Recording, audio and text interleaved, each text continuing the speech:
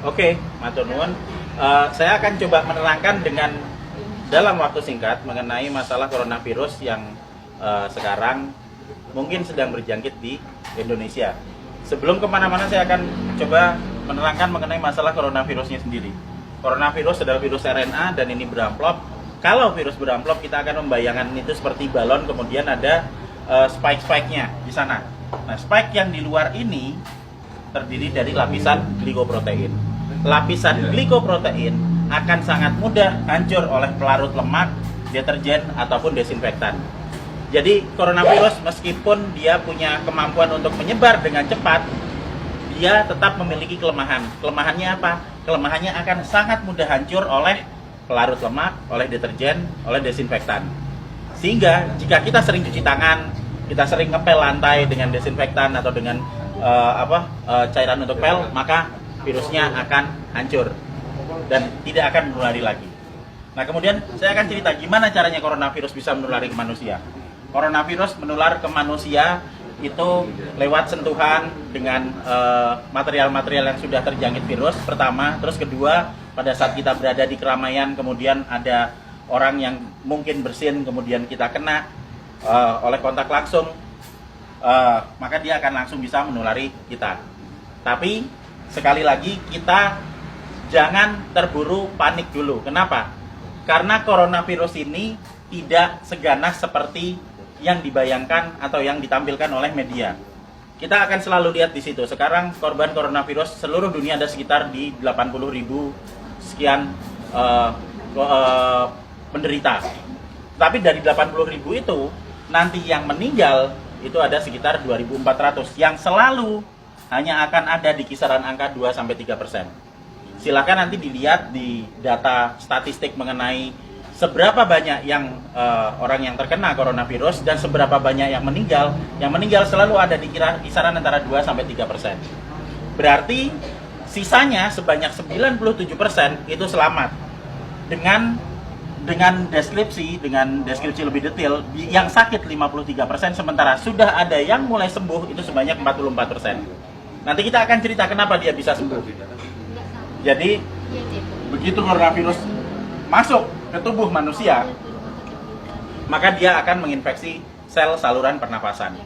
Hari pertama akan ada bersin-bersin, wajar karena itu sistem imun non spesifik yang bekerja. Hari kedua akan ada pilek. Hari ketiga dan keempat kemudian nanti akan ada demam. Hari kelima demam akan berlanjut, dan jika badan kita fit, maka di hari ketujuh antibodi akan mulai dikeluarkan. Jadi kita akan belajar mengenai sistem imunologi basic di sini. Pada saat terkena pertama kali, maka tubuh perlu waktu 7 hari untuk memasukkan data mengenai virus yang masuk ke sini ke sel memori. Di hari ketujuh ini ada antibodi. Hari ketujuh antibodi akan meningkat, akan keluar di sini hari ketujuh. Hari ke-14 dia akan naik sampai ke atas maksimal. Nah, pada saat antibodi naik di sini, maka antibodi itu akan dipakai untuk melawan virus corona. Karena antibodi sifatnya spesifik. Antibodi anti corona hanya bisa dipakai untuk menangani virus corona. Dan itu akan dikeluarkan 7 hari pasca infeksi. Yang akan sampai di puncaknya di 14 hari. Pada saat antibodi sampai di puncak, maka virus corona akan ditangani oleh antibodi di dalam tubuh kita sendiri. Karena virus hanya bisa ditangani oleh antibodi. Beda dengan bakteri. Bakteri bisa pakai antibiotik, virus nggak mempan. Hanya oleh antibodi. Dan nanti antibodi akan berlanjut turun sampai di minggu ketiga. Apa yang terjadi di minggu ketiga pada saat antibodi sudah mulai turun? Berarti infeksi yang ada di dalam sudah ditangani oleh antibodi yang tumbuh dalam kondisi maksimal di umur 14 hari tadi. Jadi sesudah 21 hari, otomatis virus yang ada di dalam badan kita sudah tertangani. Apa yang terjadi kalau nanti ada serangan virus lagi? Jika ada serangan virus lagi, data yang ada di sel memori akan dikeluarkan sehingga respon imun kedua akan berlangsung 24 jam sesudah paparan.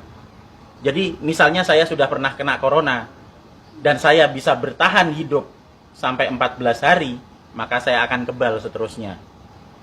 Dan berikutnya jika saya kena virus corona lagi, kita nggak perlu nunggu sampai 7 hari sampai antibodinya keluar.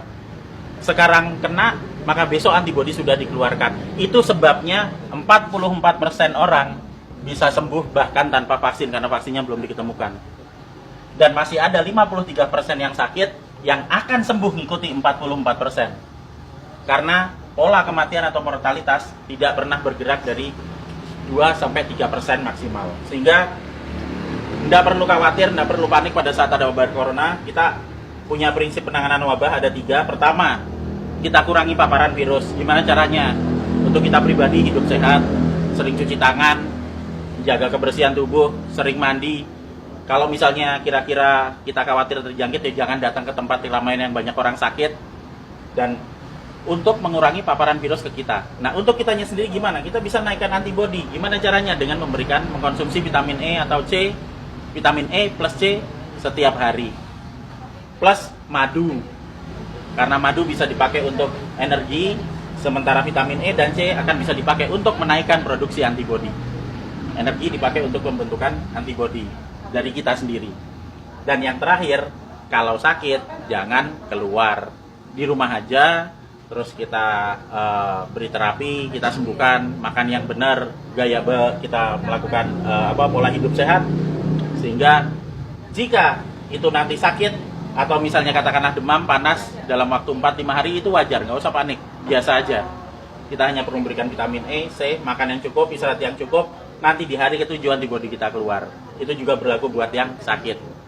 Sehingga sebenarnya kita semua akan bisa menangani wabah coronavirus ini, asal kita bisa tahu basicnya seperti apa, ilmunya seperti apa, dan yang paling terakhir jangan panik, santai aja, kiamat masih panjang. Jadi ayo kita kerja bareng-bareng, kita tangani bersama-sama, dan gak usah panik. Terima kasih.